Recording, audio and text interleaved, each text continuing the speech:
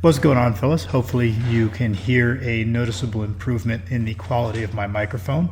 I went and I balled out and I spent more money than I have to make sure that I got a decent one, because everybody complains about my audio quality and my lack of editing. So I'm changing at least one of those. So today was my one squat day of the week.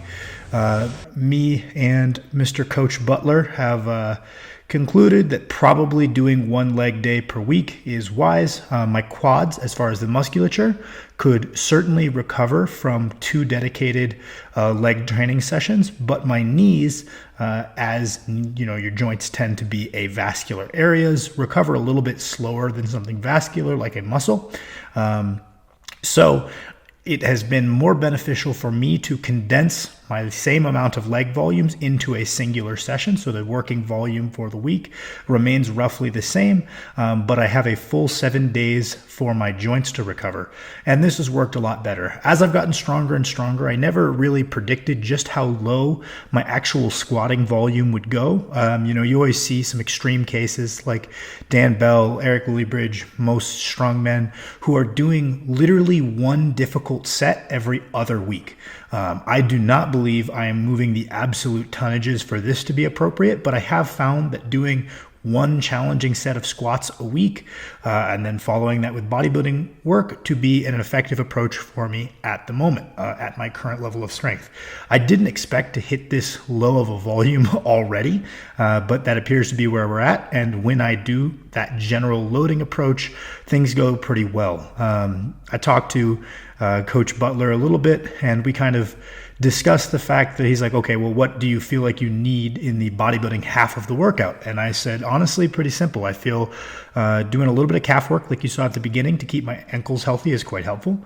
I need some kind of motion that's a squat patterned motion that is not limited by my lower back. And while I'm training in a home gym, front squats seem to be fitting the bill, but in a perfect world, I like deep belt squats, deep hack squats. I love hack squats, or deep leg presses as that motion for a bit higher reps, pushing the volume rather than necessarily pushing the total tonnage on those.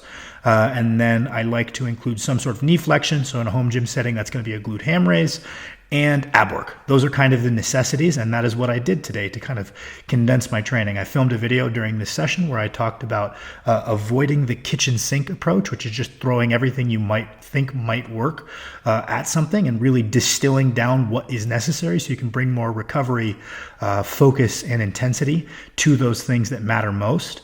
And here I got to my top working set, which is 530 pounds for a set of 8 with a pause. I jumped the first pause a little bit. The rest of them I was pretty pleased with. This was pretty difficult, definitely a little detrained on squats, because I think a few months ago this kind of set would be quite easy for me, but I expect to see some rapid adaptations as I haven't really backed off of strengthening my legs, just haven't been squatting on a straight bar for quite a while. The skill should return pretty quickly. I was pretty stoked with this as my singular hard set for the week.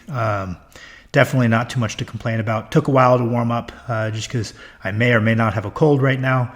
And Mr. Butler advised, he said, hey, definitely do your top set if you feel you're capable.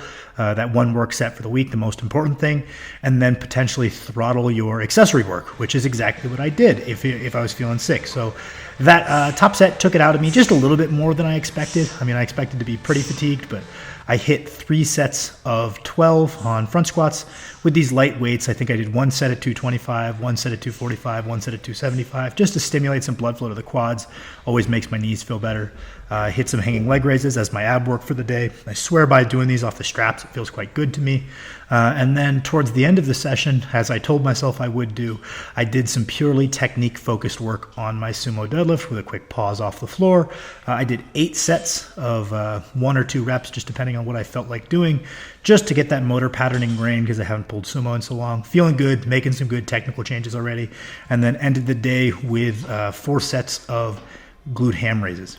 Thank you guys for watching my video. I appreciate you guys as always.